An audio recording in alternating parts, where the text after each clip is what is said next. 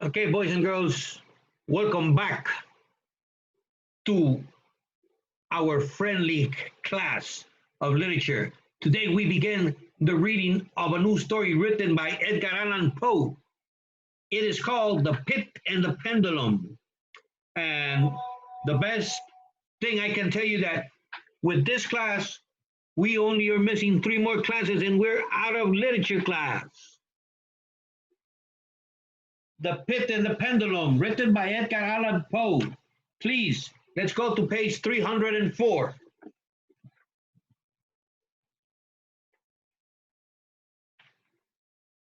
304.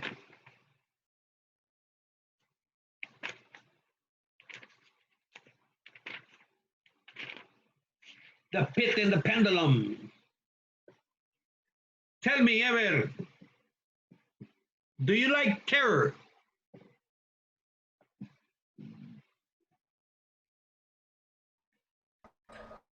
Repeat. Do you like terror?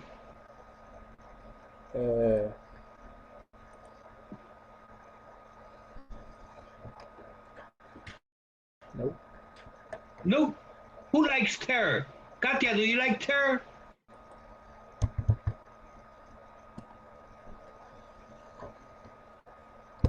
Yes. You like terror. You like those things that make your heart beat like a drum and that makes your hands sweat. Nambe, you're from outer space. A girl liking terror. Okay, but it happens. Melody, do you like terror?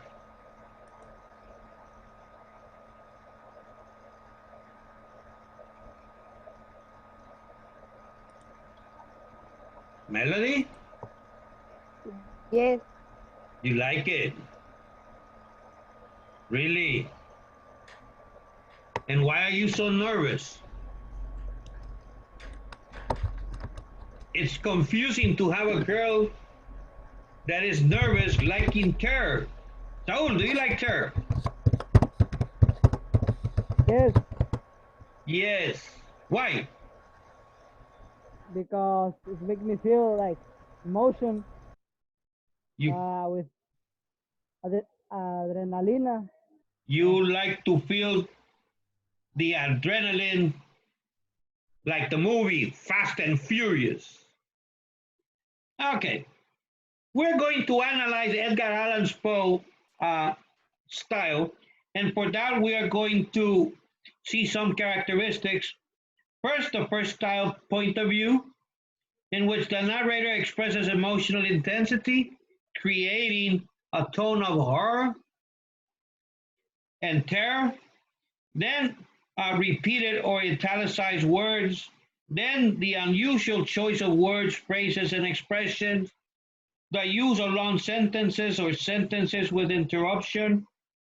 And that grotesque or strange sensory images.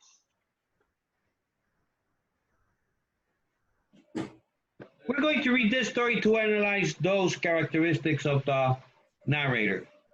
And in this case, the narrator is Edgar Allan Poe. The Pit and the Pendulum. Do you know what a pit is? Sarah, welcome. Hi, mister. I can only see your hair. Sorry. Okay, don't worry.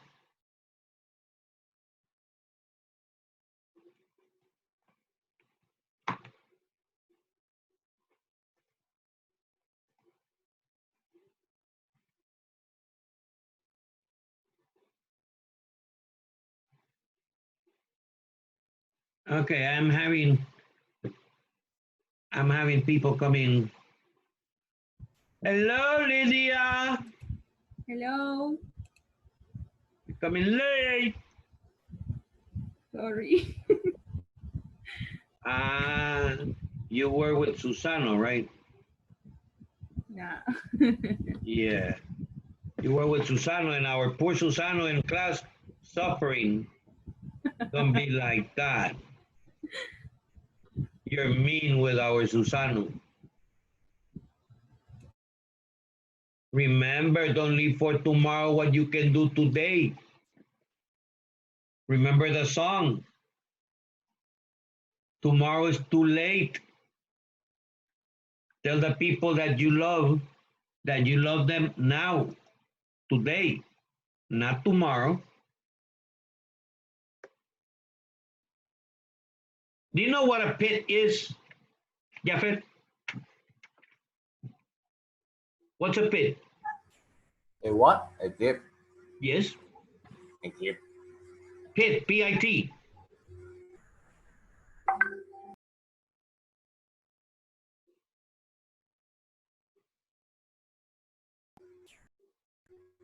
I don't know. Okay. When we don't know a word, what do we do, Jafet? Dictionary. Aha. You have 30 seconds to look for it in the dictionary. You have the dictionary there in your cell phone.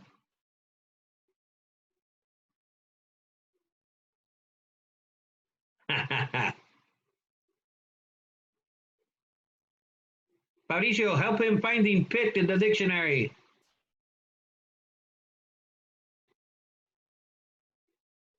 What word? Pit, P-I-T.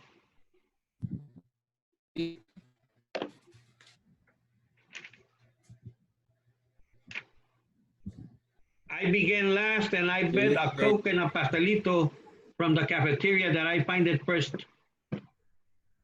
A large hole in the ground. A large hole in the ground. Pit. And what's pendulum? It like the yell, el pozo. Uh-huh. That's the pit. And pendulum? A wave comes from a fixed point so that it can swing freely, especially a rod with a wave at the end of regulates the mechanism of a clock. Aha. In your own words? Do you see how the pen is moving back and forth? That's the pendulum. And my hand is the pit. By the title, what do you think the story is going to be about? The pit and the pendulum. Imagine you inside that hole and a pendulum with an axe moving back and forth, and you take your head out. Chukuplupa. Goodbye head. Like the guillotine. Simon. Yesmon. Yeah. This story is set in the city of Toledo in Spain, in a period of time that it was critical to say anything against the Roman Catholic Church. That period of time is called the Spanish Inquisition, la Inquisición Española. It happened in the late 15th century. The Inquisition, the Inquisition, was a court, like the Supreme Court, but it was of the Roman Catholic Church. And the purpose of the Inquisition was to punish people whose beliefs were opposed to the beliefs of what the church taught. Jafet, what was the purpose of the Inquisition? Of the Inquisition. Uh-huh. You're not paying attention, I just said it. You're not following the reading, it's in the book. You're turning around.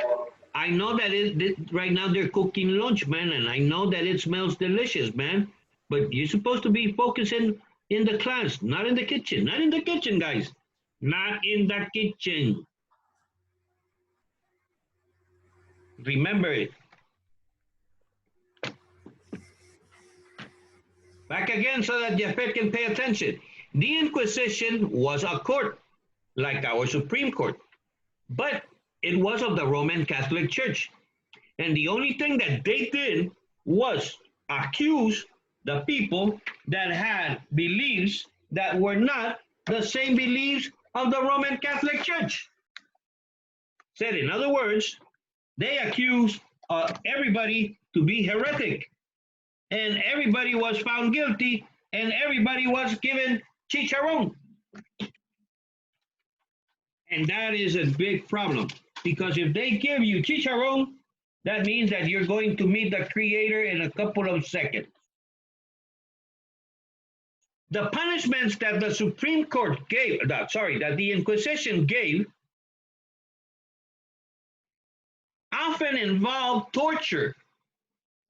They torture you so that you can say, yes, yes, yes, I am a heretic. They torture you to accept whatever crime you were being accused of. And it was not only physical torture, it was also mental torture. Sarah, where are you? I cannot see you. Hello, Sarah.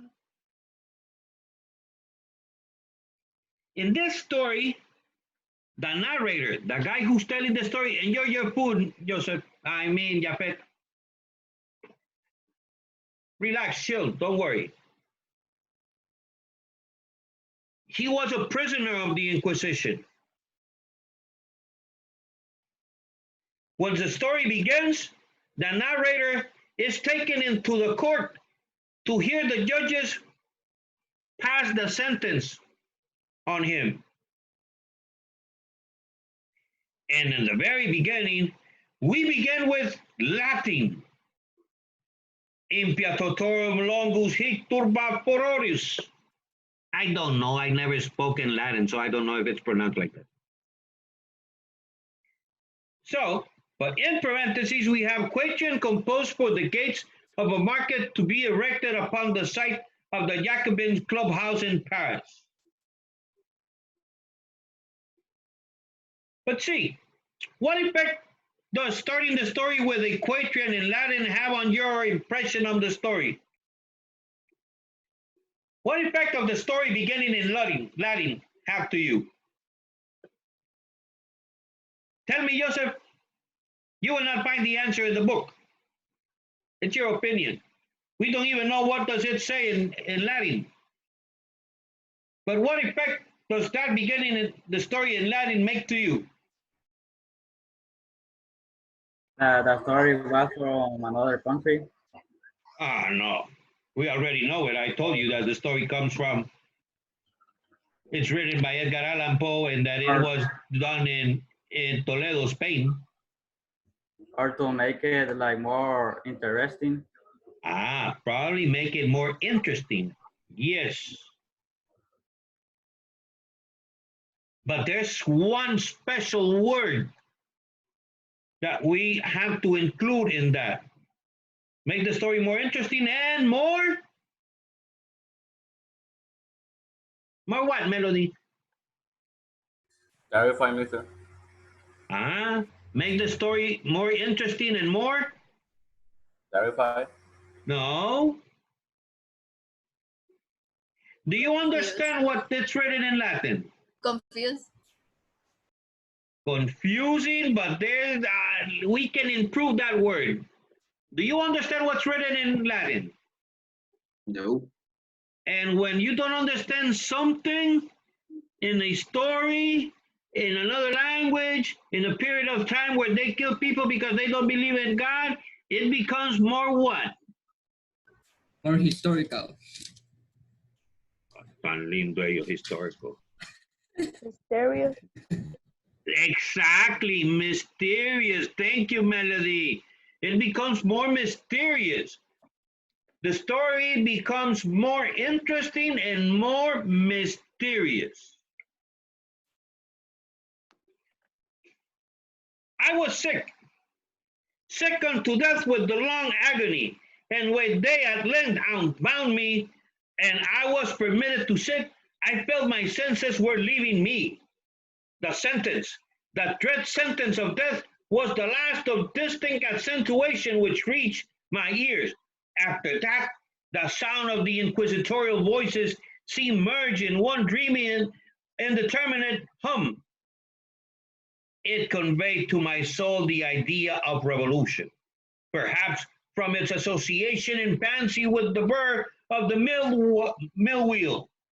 This only for a brief period, for presently I heard no more. Yet for a while I saw, but with how terrible an exaggeration. I saw the lips of the black robed judges. They appeared to me white, whiter than the sheet upon which I traced these words, and thin even the grotesqueness, thin with the intensity of their expression of firmness, of immovable resolution, of stern contempt of human torture. I saw that the decrees of what to me was fate were still issuing from those lips. I saw them write with the deadly locution. I saw them fashion the syllables of my name, and I shuddered because no sound succeeded. I saw, too, for a few moments of delirious horror, the soft and nearly imperceptible waving out the sable draperies which enwrapped the walls of the apartment. And then my vision fell upon the 7 tall candles upon the table. At first, they wore the aspect of charity and seemed white, slender angels who would save me. But then, all at once, there came a most dreadly nausea over my spirit. I felt every fiber in my frame thrill as if I had touched the wire of the galvanic battery, while the angels' form became meaningless specters with heads of flame, and I saw that from them there would be no help. And then there stole into my fancy, like a rich musical note, the thought of what sweet rest there must be in the grave. The thought came gently and stealthily, and it seemed long before it attained full appreciation. But just as my spirit came at length properly to feel and entertain it, the figures of the judges vanished as if magically from before me. The tall candles sank into nothingness. Their flames went out utterly. The blackness of darkness supervened. All sensations appeared swallowed up in a mad Russian descent of the soul into Hades. The silence and stillness and night were the universe. Ta-na-na-na. Question. Paraphrase. Mister, I will come in a moment, please. Topela, go.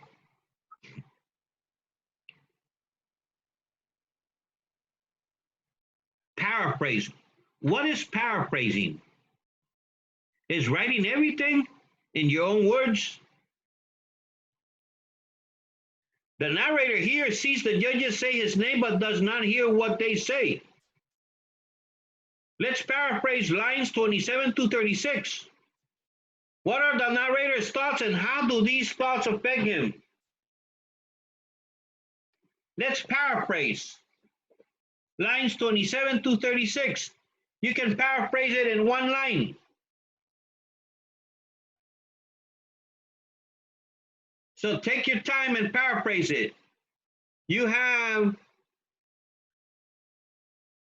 2 minutes to reread it and probably 2 minutes to rewrite it.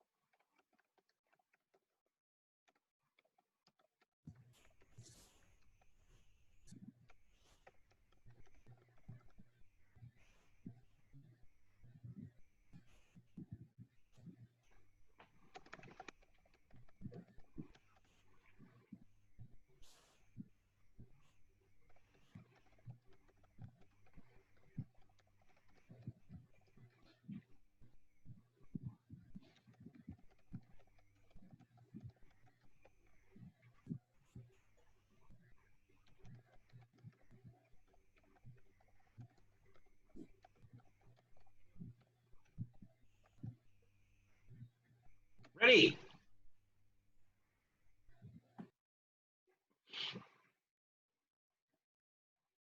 Sarah, I can only see your head. I am reading. Okay.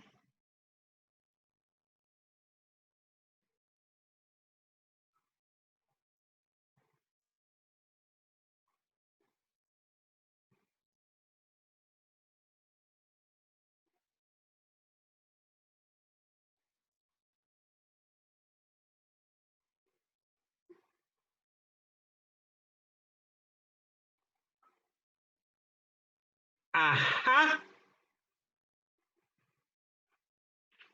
Number, hurry up.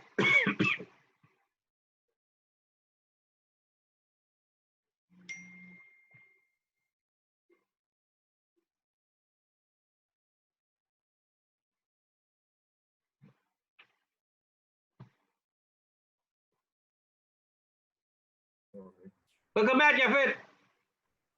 I lost the internet, sorry. Don't worry. I thought you had gone to the bathroom. Because after you eat, you go to the bathroom, Chile.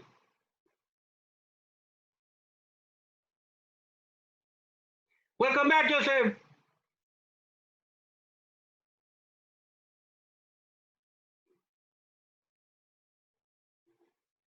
Ready.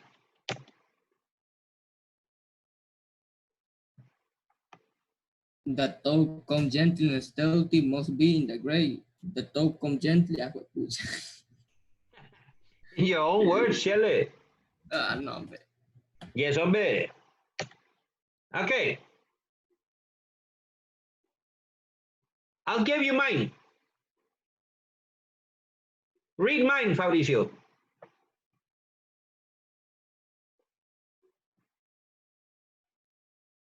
Fabricio.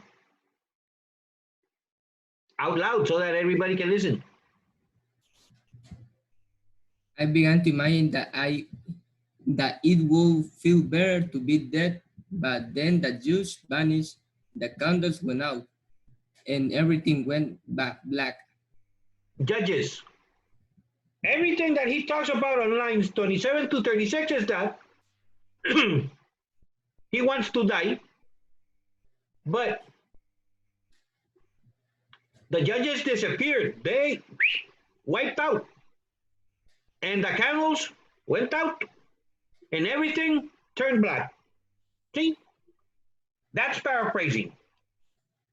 That's what you do when you go to internet to copy a homework. You read the homework and you paraphrase. You don't do copy and paste because copy and paste is illegal. Now, question. What are the narrator's thoughts and how do these thoughts affect him? Fabricio, what is he thinking of? That he will die. Okay, good. His thought is he will die. And how do thinking that he will die affect him?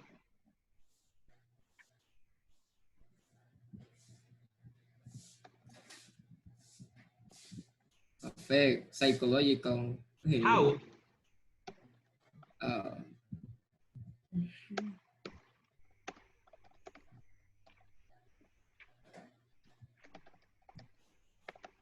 By being scared? Do you think he's scared? Yes. I think that he's not scared. See, Nervous? what we wrote in the paraphrase is that he imagines he's dead. Does he say it with terror? No. He's relaxed about his, Say it, Saul. that he's relaxed. He's relaxed. He's like relieved. He's like, ooh, finally. Why? Because he is being tortured. So if he dies, he will stop suffering? Fabricio, read the answer.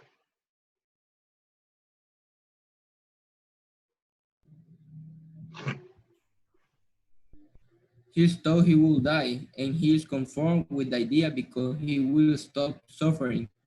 Exactly. Okay, guys, we have 10 more minutes.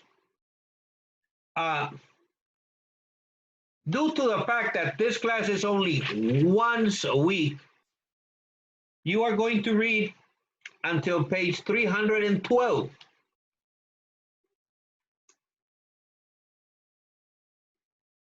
And you will answer all the questions. In the Word document, please write the letter of the question. For example, remember to write the title of the story, The Pit and the Pendulum. Then you write question A, only the title, question A, and then the page 304, and then the answer. Then you go to page 305, you write question B, paraphrase, page 305, then the answer. Then page 306, pause and reflect, and the answer. Then there is a question that does not have letter or name. That one, you copy the question and answer it. Then page 307, C, paraphrase, then the answer. So on and so forth. On page 309, there's another question that does not have title. You copy it. This is not for today. I left it for Tuesday, but I don't remember the hour. Let me see.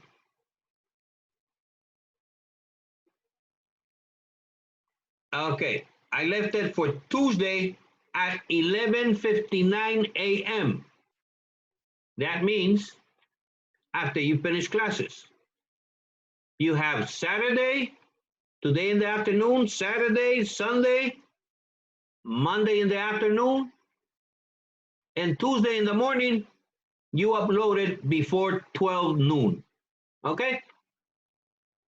If you have any problem, write to WhatsApp before.